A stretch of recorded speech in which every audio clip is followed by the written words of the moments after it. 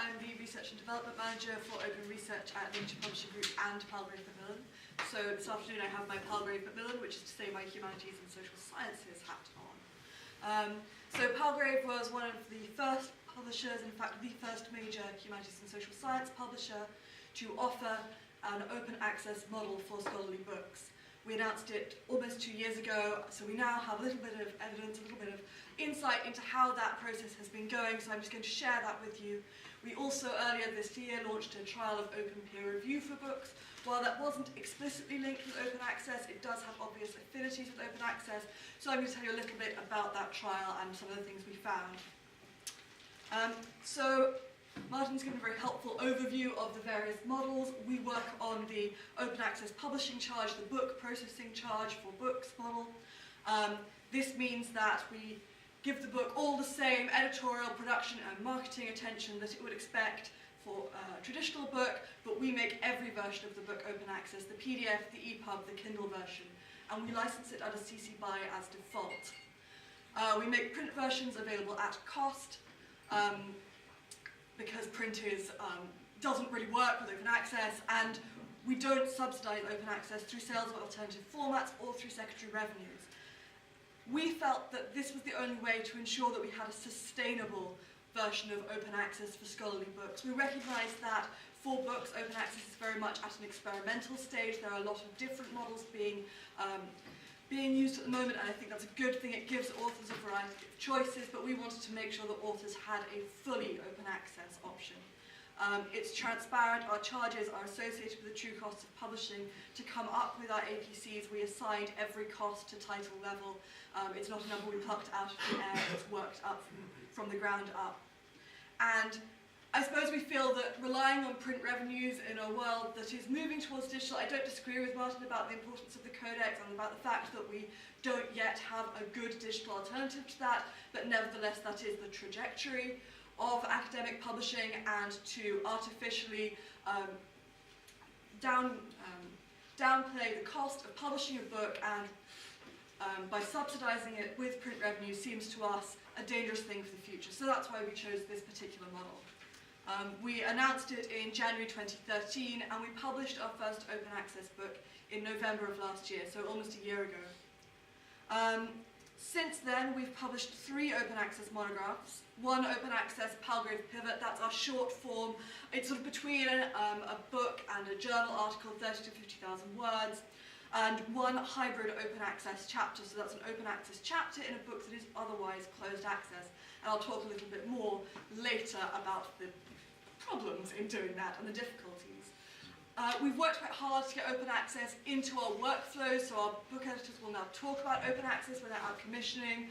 We include a standard mention of it in our offer letters, that, which we get a variety of reactions to, but it means that for those authors that want open access and have a means to pay, they're made aware of it. So on our forward programme we now have 3 further open access monographs, 2 Palgrave Pivots and 2 hybrid chapters, and it's really starting to pick up.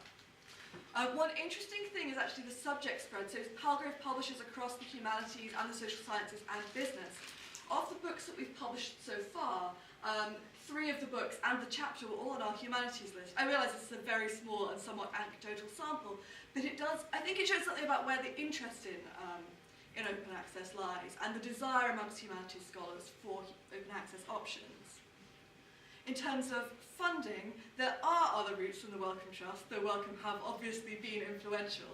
They funded our first open access monograph and also our first open access chapter, but we've also seen funding from the University of Bergen in Norway, from the Japanese Ministry of Education, and recently from a consortium of funders, including the Swedish and Dutch research councils, and that's potentially an interesting route in the future for multi-authored books. Up here you can see our most recent open access book, the Humanities World Report, which we published last month. And I think that's a really great example of why it's so important to have open access options. This is a book which looks at the role of the humanities scholar. It's based on interviews with humanities scholars worldwide. It looks at the value of the humanities. It has potentially huge readership, and it means that now any of those scholars can now read it. So, what does open access do to to sales and usage for books. So this is our first open access book, A Marketer's Dream, as I'm sure you'll agree. So as of October 2014, it received nearly 700 views on Palgrave Connect, which is our ebook publishing platform, and it was the 9th most accessed title year to date. Given that it's not necessarily a broad interest title like the Humanities World Report, that tells you something about the power of open access. It's available for free download on Kindle, and it's had more than 300 Kindle downloads. And we think there have also been a substantial number of views on Google Books, though the stats are all dodgy, so I'm not going to share them with you today. We've had a small number of print sales, but I think our sense is that open access does affect print sales. But it's too early to make definitive comments on that, perhaps. And it's been 5-star rated on Amazon, and I just thought I'd share the reviews with you. Partly because if you read this first review, it does amuse me that this first man has clearly been reading out loud to his wife from the fungal disease book. So there's no accounting for taste, perhaps, but nevertheless, it does show on a more serious note that open access has enabled this book to be read by a much wider audience than it would otherwise have had access to it. These are clearly not academics, these are general interest readers who have picked up the book on Amazon because they had an interest in the subject, because they came across it. And so open access potentially makes these routes available to many books, many authors. I also wanted to share a blog post written by one of our open access authors. She wrote a book called Seeing Ourselves Through Technology. It's a really topical book about wearable technology and blogs, and she chose to publish it open access. I really recommend you go and read her very thoughtful blog post. She considers the various models and talks about why this particular model, why going for a pure gold model, which allowed her to share every version of the book, was really important to her. Obviously not every author has that option, but for her it was great that that option was available. So, reaching wider audiences with open access books. Martin's talked a little bit about this, but I think just making things open access is not enough. We have made it easy to find open access titles on our platform, so you can go to the top level menu, they're all there. But beyond that, there's still quite a lot of work to do with open access books. So for example, depositing in subject and institutional repositories, we don't yet have standard deposition routes. So for example, with a journal, you might get your journal accepted to a repository and you can then index every article. With a book, you still have to apply with every single open access book. Long term, that's a drain on resources and something we need to think about. Mark records. So one of the traditional routes for discovery for the book is via library catalogues. So for our open access books, we provide mark records to librarians so that even if they're not subscribers to our books platform, they can index the open access books. However, we don't yet have an industry standard way of distributing those mark records to librarians. We send them around in our but that depends on librarians who aren't necessarily our subscribers signing up to that e-alert. So industry standard solutions could be a good solution there. Obviously making the books available by a non-academic platform, so Kindle and Google Books is important, and generally encouraging funders and authors to share and promote the open access books as widely as possible. Just to touch briefly on some book-specific open access challenges then. Funding is an obvious one, and I think we're still early days in seeing where open access funding will go for books. In terms of workflows, books have a 2-stage peer review process. We will peer review both the proposal and then the full manuscript. So if you're thinking about open access, you have to think about at what point you confirm that the book is open access. So you could say, well, we'll only do it when we've accepted the book, but at that point you have to contract it as a non-open access book and then recontract later on. It's really confusing. Or you can contract for open access at the beginning, but at what point do you apply the open access processing charge? So these are all things that we've had to think through at Palgrave in order to set up this open access option. Permissions, always a difficulty for book authors because they tend to be a lot in the humanities and because there are no standard agreements in the humanities, but even more arduous in an open access world where rights holders aren't necessarily used to thinking about open access, aren't used to thinking about giving open access permissions. Yes, we can set up a CC license to say, well, it doesn't include these third-party materials, but actually That's an awkward compromise. That's really not making the book open access in the truest sense, because it means that you can't share the PDF, for example. We have pushed authors down the route of encouraging them not to include third-party material unless it's really, really important to the book, but actually you can only go so far down that route. And then systems.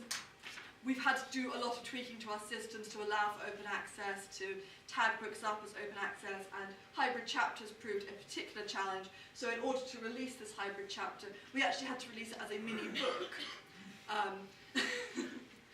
Kid you not, so you can, if you go on Kindle, you'll find the parent title, or Amazon, or on our platform, you'll find the parent title, which is paywalled, and then contains this open access chapter with the price reduced to account for that.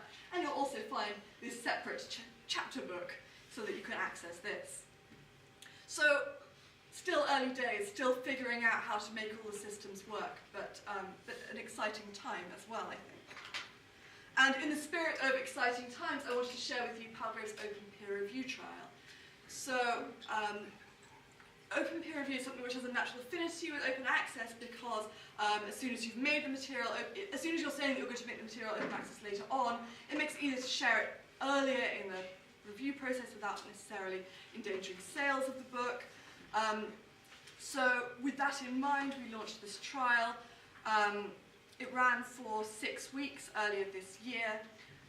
We posted proposals and sample chapters on a blog-based website. It was a crowdsourced version of open peer review, so actually we said anyone can come along and comment, although in practice we found that people tend to self-select. You don't necessarily want to go and make a comment about something that you don't necessarily understand, or in a sort of scholarly environment. So actually everyone who commented, they were all scholars. Although not necessarily ones who are members of the Academy, which is an interesting distinction. So we chose a crowdsourced version of peer review because peer review in the humanities is different, because it's more about developing an argument, and because we thought that the value of open peer review for the humanities and social sciences would be about different perspectives, supporting interdisciplinary work.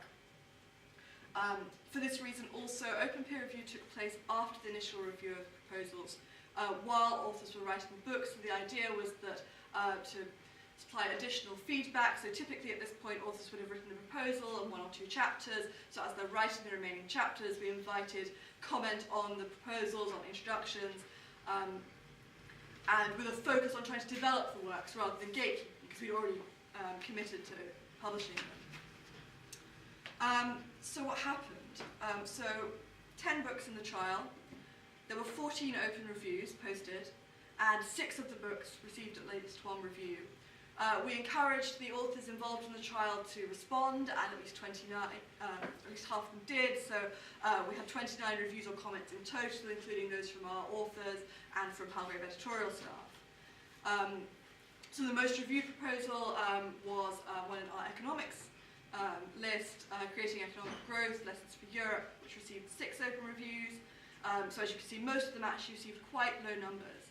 And what we found was that there was a lot of interest in the trial. There were a lot of people visiting the sites. They were spending a reasonable amount of time on the site reading the material, but they weren't necessarily commenting. And we did a lot of marketing around it. We promoted it to various lists. We did a lot of social media. We encouraged our authors to do it. And I suppose it's probably true that this is probably what we expected. We usually pay peer reviewers for books. We didn't have any incentives here. So in some ways we were quite pleased to get even this level of response, because it did show that there was some interest in it. But would we run it again? I think a cautious no. I mean, not in this way. It was hard to secure those comments. We felt really it needed to be attached to an existing network, or perhaps be open but via standard review requests with the option for additional commentary. And it probably would have been more useful if we'd allowed authors to choose the point in the writing process at which the works are open to review. Authors felt it would have been useful at different points. Interestingly, while our editors really felt the comments weren't sufficiently detailed and comprehensive enough, I mean, not comprehensive enough to substitute for traditional review, but also just not comprehensive enough to be really useful, authors tended to be quite enthusiastic about it, and to feel that even if they hadn't necessarily received comments on the works themselves, they might have It might have helped generate debate amongst the department, or private comments via email or on social media. And everyone was keen to participate in a future trial should we run one. So I suppose this was a sort of opening salvo and looking at open peer review for books. I think really we need to get further down open access for books before we can look at this in a more comprehensive way. But it was an interesting experiment to run. I think it did show to us that there was a lot of enthusiasm for more open forms of peer review in certain sections of the humanities. That's all I had. I don't know how I'm doing for time. Doing very well.